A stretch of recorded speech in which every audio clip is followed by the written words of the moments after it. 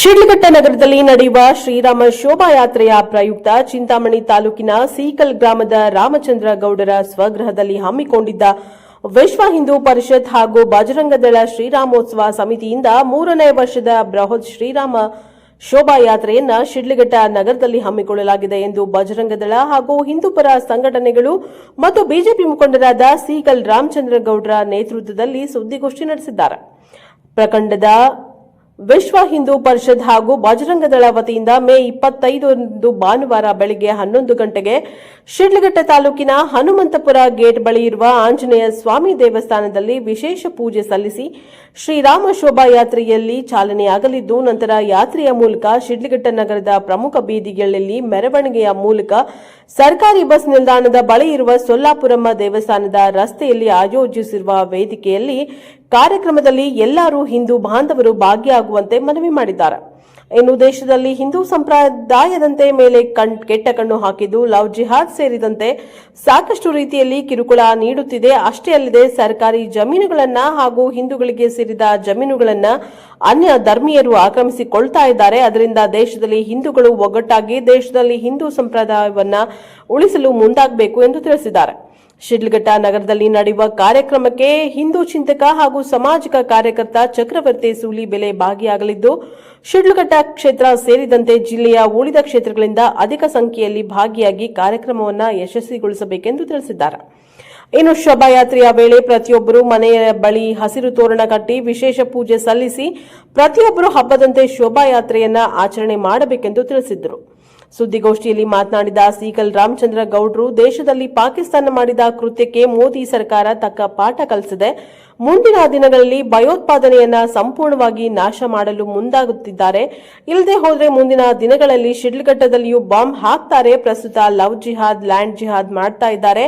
ಆದರೆ ಇದನ್ನೆಲ್ಲ ತಡೆಯಲು ಹಿಂದೂಪರ ಸಂಘಟನೆಗಳು ಎಲ್ಲರೂ ಒಟ್ಟಾಗಬೇಕು. ಇದರ ಸಲುವಾಗಿ ಶಿಡ್ಲಘಟ್ಟ ನಗರದಲ್ಲಿ ನಡೆಯುವ ಶೋಭಾ ಯಾತ್ರೆಯನ್ನ ಯುವಜನತೆ ಸೇರಿದಂತೆ ಪ್ರತಿಯೊಬ್ಬರು ಭಾಗಿಯಾಗಿ ದೊಡ್ಡ ಮಟ್ಟದಲ್ಲಿ ಯಶಸ್ವಿಗೊಳಿಸಬೇಕೆಂದು ತಿಳಿಸಿದ್ದಾರೆ.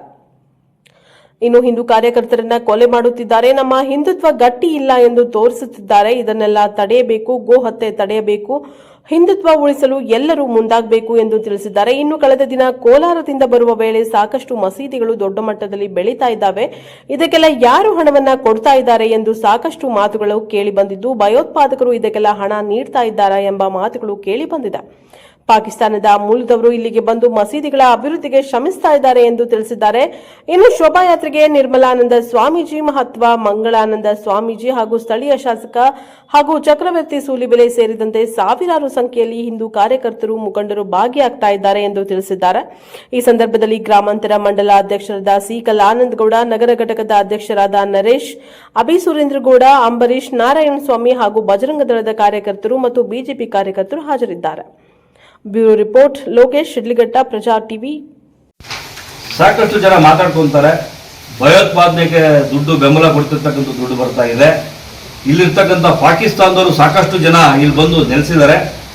ಈಗ ನಮ್ಮ ಇರ್ತಕ್ಕಂಥ ಜಿಲ್ಲೆ, ನಮ್ಮ ತಾಲೂಕಲ್ಲಿ ಶಿಡ್ಲಘಟ್ಟದಲ್ಲಿ ಕೂಡ ಯಾರಾದರೂ ಪಾಕಿಸ್ತಾನದವ್ರು ಇದ್ರೆ ಅವ್ರನ್ನೆಲ್ಲ ಒಟ್ಟಾರೆ ಕಂಡುಹಿಡಿಬೇಕು. ಕಂಡುಹಿಡಿದು ಅವರೆಲ್ಲ ಖುದ್ದು ಜಿಲ್ಲಾ ಒಂದು ಆಡಳಿತಕ್ಕೆ ಕೊಡಬೇಕು. ಇಲ್ಲಿಂದ ಅವ್ರನ್ನ ವಾಪಸ್ಸು ಕಳಿಸ್ತಕ್ಕಂಥ ಕೆಲಸ ಎಲ್ಲರೂ ಮಾಡ್ಬೇಕಂತ ವಿನಂತಿ. ಏನಿವತ್ತು ಅವ್ರಿಗೆ ಎಲ್ಲರೂ ದೇಶದಲ್ಲಿ ಬೆಂಬಲ ಕೊಟ್ಟು ಇವತ್ತು ಸೈನಿಕರು ಏನಿವತ್ತು ಯುದ್ಧ ಮಾಡೋಕ್ಕೆ ತಯಾರಾಗಿ ಯುದ್ಧ ಮಾಡ್ತಾ ಇದ್ದಾರೆ. ಅವರಿಗೆ ಎಲ್ಲರೂ ಒಟ್ಟಾರೆ ಅವರಿಗೆ ಬೆಂಬಲ ಕೊಡ್ತಕ್ಕಂಥದ್ದು, ಆ ಆಪರೇಷನ್ ಸಿಂಧೂರ ಅಂತಕ್ಕಂಥದ್ದು ಏನು ಮಾಡ್ತಾ ಇದ್ದಾರೆ ಅದಕ್ಕೆ ಎಲ್ಲ ಬೆಂಬಲ ಕೊಡ್ತಕ್ಕಂಥ ಕೆಲಸ ಮಾಡಿ, ಅದ್ರ ಜೊತೆಗೆ ನಮ್ಮ ಯುದ್ಧ ಏನಾದರೂ ಅತಿ ತೀವ್ರ ರಕ್ತಪಾತಕ್ಕೆ ಹೋಗಿದ್ದೆ ಆದರೆ, ದೊಡ್ಡ ಮಟ್ಟಕ್ಕೆ ಯುದ್ಧ ನಡೆದ ಆದರೆ ಎಲ್ಲ ಯುವಕರು ನಾವು ಎಲ್ಲ ಒಟ್ಟಾರೆ ಸೇರಿಕೊಂಡು ರಕ್ತದಾನ ಶಿಬಿರಗಳು ಮಾಡಬೇಕು, ಪ್ರೋತ್ಸಾಹ ಕೊಡಬೇಕು. ಯಾರಾದರೂ ವಾಲಂಟಿಯರ್ಗೆ ನಾವು ಹೋಗಿ ಯುದ್ಧದ ಭೂಮಿಗೆ ಹೋಗ್ತೀವಿ, ಯುದ್ಧ ಮಾಡ್ತೀವಿ, ಯುದ್ಧದ ಜೊತೆ ನಿಲ್ತೀವಿ, ಆ ಕೆಲಸ ಮಾಡ್ತೀವಿ ಅಂತ ಅನ್ನೋದ್ರ ಕೂಡ ನಾವು ಬೆಂಬಲ ಕೊಡ್ತೀವಿ, ನಾವು ನಿಂತ್ಕೊಂತೀವಿ. ಒಟ್ಟಾರೆ ಈ ಯುದ್ಧ ಇರ್ತಕ್ಕಂಥ ಭಯೋತ್ಪಾದನೆಯನ್ನ ನಿರ್ಮೂಲ ಮಾಡ್ತಕ್ಕಂಥ ಈಗೇನೋ ಕ್ಷಣ ಬಂದಿದೆ. ಎಲ್ಲರೂ ಒಟ್ಟಾರೆ ಇದ್ದು ಭಯೋತ್ಪಾದನೆ ನಿರ್ಮೂಲ ಮಾಡಬೇಕು. ಪಾಕಿಸ್ತಾನದಲ್ಲಿ ಇರ್ತಕ್ಕಂಥ ಭಯೋತ್ಪಾದಕರ ಫ್ಯಾಕ್ಟರಿಗಳನ್ನ ಧ್ವಂಸ ಮಾಡಬೇಕು, ಅವ್ರಿಗೆ ಬುದ್ಧಿ ಕಲಿಸ್ಬೇಕು ಅಂತ ಹೇಳಿ ಇವತ್ತು ನಮ್ಮ ಶಿಡ್ಲಘಟ್ಟದಲ್ಲಿ ಇರ್ತಕ್ಕಂಥ ಎಲ್ಲಾ ಯುವಕರಿಗೂ ಮನವಿ ಮಾಡ್ಕೋತೀವಿ. ಜಾತ್ಯತೀತವಾಗಿ ಎಲ್ಲರೂ ಒಗ್ಗೂಡಿ ಮಾಡಬೇಕಾಗಿ ಎಲ್ಲರನ್ನೂ ಕೇಳ್ಕೊಳ್ತೀನಿ. ಈ ಪಕ್ಷ ಈ ಒಂದು ಕಾರ್ಯಕ್ರಮವನ್ನು ನಡೆಸಬೇಕಾದ್ರೆ ಒಂದು 3-4 ಬೇಟಕ್ ಮಾಡಿ ಎಲ್ಲ ಸಮುದಾಯದ ಮುಖಂಡರು, ಎಲ್ಲ ಸಂಘಟನೆ ಮುಖಂಡರು ಎಲ್ಲ ಸೇರಿ ಒಂದು ಯಾರನ್ನ ಏನೇನು ಮಾಡಬೇಕು ಅಂತ ಡಿಸಿಷನ್ ಮಾಡಿದ್ವಿ. ಆ ಚರ್ಚೆಯಲ್ಲಿ ನನ್ನ ಇದಕ್ಕೆ ಖಜಾಂಚಿಯಾಗಿ ಮಾಡಿ ಇದೊಂದು ಜವಾಬ್ದಾರಿಯನ್ನು ಕೊಟ್ಟಿದ್ದಾರೆ. ಆ ಜವಾಬ್ದಾರಿಯನ್ನು ನಾನು ನಿಭಾಯಿಸ್ತಾ ಇದ್ದೀನಿ. ಅದನ್ನು ಪ್ರಾಮಾಣಿಕವಾಗಿ ನಿಭಾಯಿಸ್ತಾ ಇದ್ದೀನಿ ಅಂತ ಹೇಳ್ತೀನಿ ನಾನು. ಹಾಗೆ ಈಗೇನು ಯುದ್ಧದ ಒಂದು ಇದಿದೆ ವಾತಾವರಣದಲ್ಲಿ, ಈ ಕಾರ್ಯಕ್ರಮ ನಡೆಯುವಷ್ಟರಲ್ಲಿ ಆ ಯುದ್ಧ ಮುಗಿದು ನಾವು ವಿಜಯೋತ್ಸವ ನಡೆಸುವಂಥ ಒಂದು ಇದಾಗಲಿ ಅಂತ ನನ್ನ